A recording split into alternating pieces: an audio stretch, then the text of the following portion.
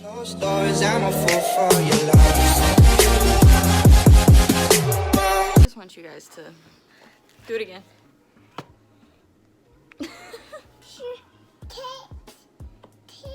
You want chips? Uh-huh. What do you say?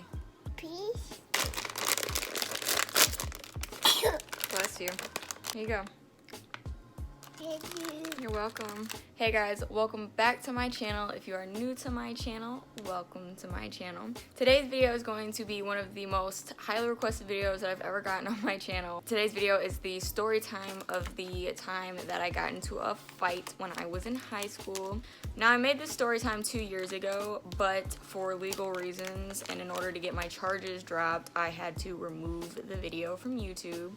But now that everything is done and over with 2 years later, I can remake this video. So before I get into this video, I just want to say that if you do like this video, make sure that you give it a big thumbs up. If you want to see more of my videos, go ahead and subscribe to my channel. If you want to be notified whenever I upload a video, go ahead and turn on those post notifications down below. If you want to follow me on any of my social medias, I will put them right here, and I will link them down in the description box. If you guys have any video idea suggestions or any questions for future Q&As, you can go ahead and leave those down in the comments. And let's get into this video. So I don't remember what I referred to her as in my first story time that I made about this, but for this video, we're just gonna go ahead and call her Penelope. So leading up to this fight, there had been 4 years of pent up drama between me and Penelope. She did not like the fact that I was with Soraya's father because she was like madly in love with him or whatever. So she took any and every opportunity that she could to run her mouth about me. Now, Penelope was the type of girl to talk her shit behind your back on social media, but she'd never, ever, ever say anything like that to your face. There was many instances where she was talking about me, saying she was trying to fight me, and I confronted her myself and was like, you know, if you have something to say it to my face. Don't run around telling people that you're trying to fight me and not let me know about it, because if you want to fight, we can fight. If you want to talk about this, we can talk about this. But if you have anything to say about me, say it to me. And she was the first person to be like, oh no, I don't want any drama. I want peace between me and you. I want you to live your life and me live mine. Now, I wasn't ever the type to care about anything that she had to say because she was just so irrelevant to me. I wasn't intimidated by her, wasn't jealous. I did not care. She was literally the last thing on my mind ever. I frequently ignored everything that she had to say for the years that she ran her mouth about me. But she took the opportunity when I came out at the beginning of my junior year that I was pregnant to start talking the most shit that she possibly could, because in her mind it was, oh, she's pregnant. Now she really can't touch me. So she started this rumor that my daughter was not her dad's kid. I don't want to say his name, so I hope you guys understood that sentence. Basically saying that my baby daddy wasn't really my baby daddy and that I was just saying he was. So she started that rumor, was always running her mouth about me, things of that sort, and I never really cared. But towards like the end of my pregnancy, I think I was like 8 months pregnant, I just got so fed up with it because she was really taking advantage of the fact that I was pregnant, and she ran her mouth to the fullest extent and said some of the most off-the-wall shit I've ever heard in my life. Now, we had a class together, and this is not the first time me and this girl have had a class together, but when she found out that me and her had a class together, she tried to get me removed from the class because she worked so hard to be in this class and she didn't want me ruining it for her, whatever. So she went to guidance trying to get me removed. Now in this class, we sat in 2 separate groups, and one of my friends was in a group with her.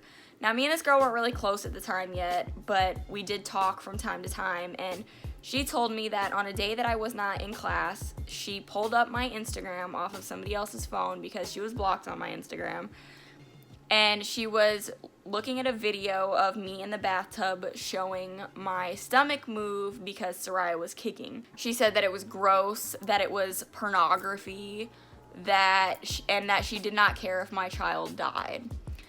Now, when this was told to me, I lost my shit. it's one thing to run your mouth about me, but you don't run your mouth about my unborn child. My child did nothing to you. I don't care how you feel about my pregnancy, how you feel about me, what you have to say about my situation, but you do not open your mouth about my kid, especially when it comes to my kid's life. Now, this wasn't the first time I ever confronted her, but this is the first time it ever really got, like, loud. I confronted her in the hallway. I was yelling at her. I was like, don't you ever say shit like that, you know, like, what the fuck is your problem? You know, I'm just tired of this shit. So I don't even remember exactly what was said, but she kept her mouth closed the entire time that I was talking. My baby daddy and his friends were trying to push me back away from her because I just didn't care. Like, I was it was like I almost forgot that I was pregnant. Like, I was in full-on fight mode. I was so defensive about my baby. I just didn't care at that point. I was ready to just rock off on this bitch. So, like I said, she didn't open her mouth once. And a teacher pulled her around the corner, and I was getting pulled into the classroom, and she started opening her mouth again, or not again. She started opening her mouth and talking shit once she was getting pulled around the corner. So, you know me. I jumped back out of the classroom, and I'm talking my shit or whatever, but by that time, the resource officer had been called down to the classroom to assess the situation. I got taken to the office. She got taken to the office. And the principals decided to have, like, a come-together meeting. So, 2 of the assistant principals were there. My guidance counselor was there. Her guidance counselor was there. The resource officers were in there. And they had me sit on one side of the table with my guidance counselor and her sit on the other. Now, when I tell you, I mean it when I said that I was the most non-problematic person when it came to drama between me and this girl. I never cared. Like, when I say that I never cared. But it was constant drama. It's like, everybody knew that she ran her mouth about me. Staff, everybody. So when we got into this meeting, the main assistant principal, looked her dead in her face and was like, Penelope, what is your obsession with Daisy? Like, honestly, what is your obsession with Daisy? Because she never has anything to say about you until you open your mouth.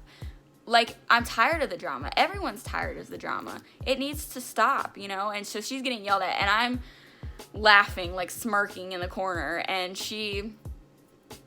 I got in trouble for that. She was like, you're in trouble too, so don't laugh or whatever, you know? But I didn't really get in trouble. I was just in trouble for, like, yelling. So basically this whole meeting was to ask her what her obsession is with me, why the hell she can't just leave me the hell alone and keep her mouth closed. So Penelope begins to cry, and she's like, I'm calling my mom and I'm leaving. I'm not dealing with this. So she's like, okay, call your mom and leave. And so she calls her mom to come get her.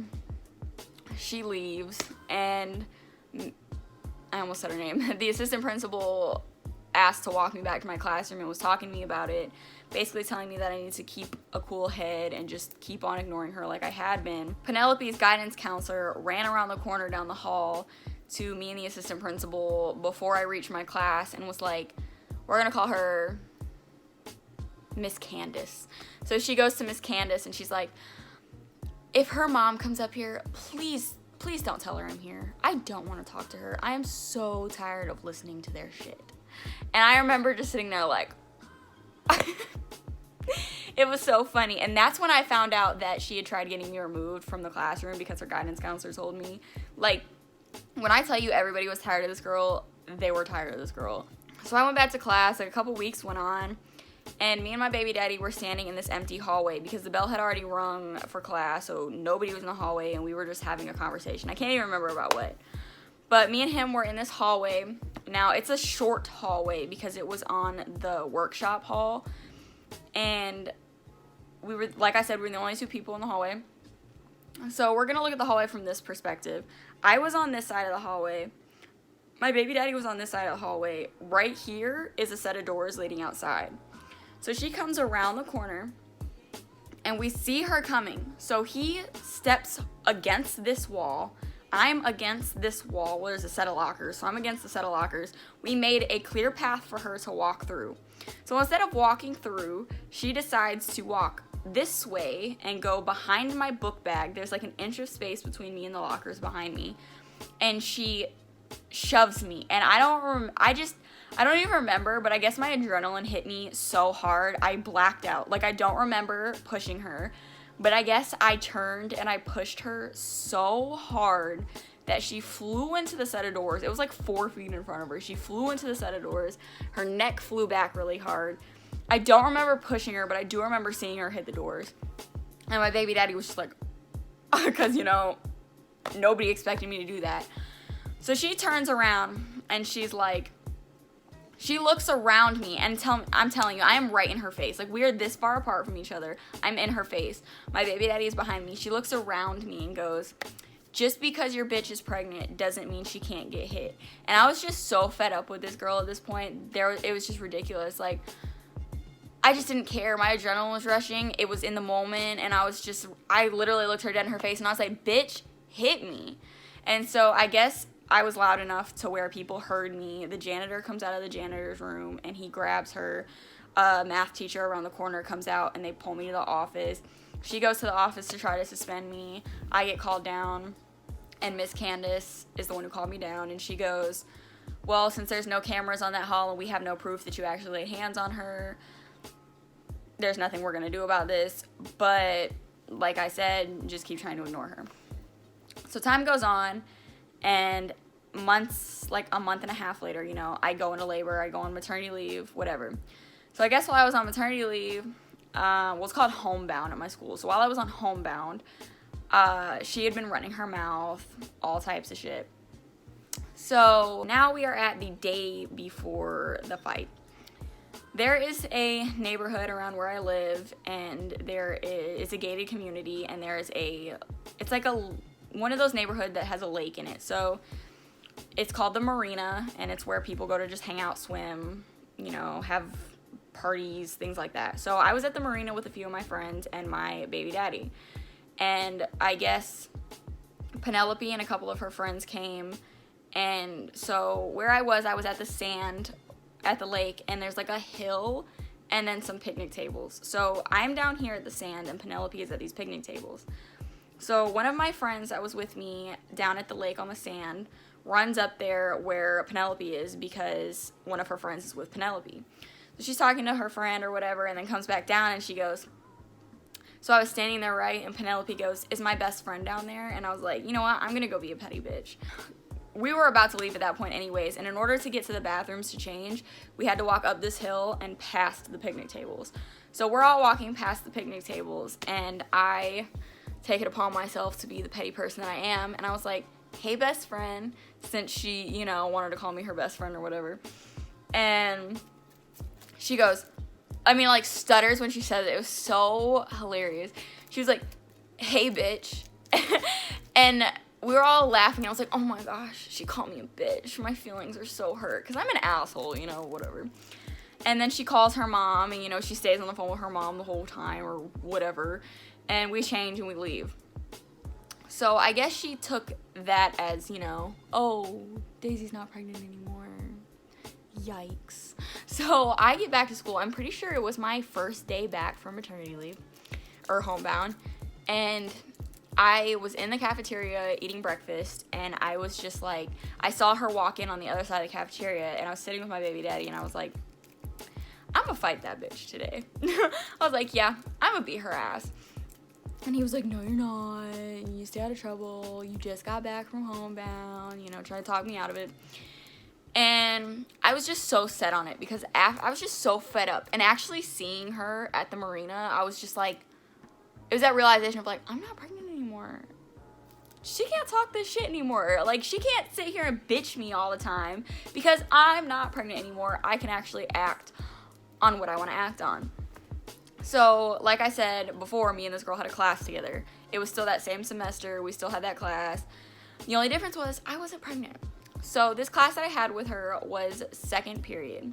So I went to my first period, and I was sitting there the whole time, adrenaline rushing, like thinking about how I was going to do this, whatever. So I go to class, and I guess she was getting a note, because I guess she, you know, just knew, like, damn, I fucked up talking shit yesterday. So she was getting a note to go work in the library that day. So my baby daddy and me are standing outside the classroom door. Class still hasn't started. Everybody's still in the hallway, and he's like, he has this text written out to send to my mom, and he's like saying Daisy just got into a fight, whatever, and he was like, if you're gonna do it, send it. So I looked him dead in his face, and I was like, press send, and I walked in there, and I walked in just as she was about to walk out. I didn't say anything, and I just rocked her. Like, I just swung. I grabbed her head. I don't grab hair, okay? But I grabbed her head like this and like tilted her head down, and I just started wailing on the bitch. I had a ring on too. I probably should have took that off because that's what sent me to jail. But I just started wailing on this bitch. I hit her like, I swear, like 100 times. She just wasn't fighting back. And I was like, so I had her head down. She was trying to like pull me and like push my arms off of me. Push my arms off of her. And I was just hitting her like constantly in the face. So she like does this on my side. Like, you know when you're trying to tickle somebody? She does that on my side. I don't know why. And I elbowed her right here. Like that little spot, the bend in your arm. And then she got a hold of my hair. And she hits me on the top of my head, like the crown of my head, 3 times. But like this is how her hand was, like this. And I didn't feel it at all. One, because if you do this to yourself, it doesn't hurt. And my adrenaline was rushing, so I didn't feel it at all. So that's how she hit me 3 times, just like that. She grabbed my hair and had it like wrapped around my face like this. Like, but a bunch of my hair, because I had my hair like braided and poofy that day. So I couldn't breathe. So my baby daddy, I was like, babe. So he pulls me off so that I can breathe, and I like flung myself out of his arms, and I turned around and I hit her one last time in the face. Everybody's like, yo, like Daisy just beat Penelope's ass. Like, we're all standing in the classroom, people are still walking in, everybody in the hallways looking in. There was a video of like that very last part where I flung myself out of his arms and then hit her in the face, but there wasn't a video of anything else, or believe me, I would put it in here because it was funny. But yeah, so she's standing there, face beet red, she's bleeding because of my ring. I put like a bunch of holes in her face. Like I said, like I feel bad for that. Like I probably should have took my ring off because I know that had to hurt. But I walked out of the room to go wash the blood off my ring. And I went to the bathroom, and I come back, and she's standing outside of the classroom talking to the teacher. And I looked her in her face, and I was like, that's the last fucking time that you're gonna open your mouth about my goddamn daughter. And I walked in, and I sat down and kind of accepted the fact, like, all right, I'm about to be suspended. So the resource officer walks in, and he's like, so I get up, and I walk with him, and he was like, you just couldn't do it, could you? And I was like, and we get to the office, and he's like, wait right here, we're gonna, see if we're gonna arrest you. So I'm sitting in the back of the office, and she's in the attendance office. And my principal comes in, and he's like, we don't know if you're gonna get charged yet, so let us go do that, and then we'll let you know what's happening. So the resource officer comes back, and he's like, so you are going to jail because of the amount of injuries that were inflicted, being the holes in her face because of my ring. Should've took that hoe off. But yeah. So he comes back and he's like, alright, so I'm gonna take you to jail. We're gonna walk around the back of the office. We're gonna walk past her. I don't want you looking at her. I don't want you saying anything to her. No smart ass comments, nothing like that.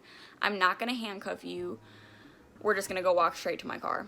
And so we walk straight around the back of the office, out of the attendance office. I walk past her, and she looks at me, and I smile because he's in front of me. He can't see me, but I smiled at her. And I kind of, like, laughed.